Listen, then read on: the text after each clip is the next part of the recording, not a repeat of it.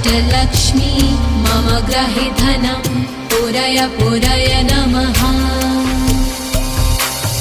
ॐ ह्रीं श्रीं क्लीं श्रीं कुबेराय अष्टलक्ष्मी मम ग्रहे धनं पुरय पुरय नमः।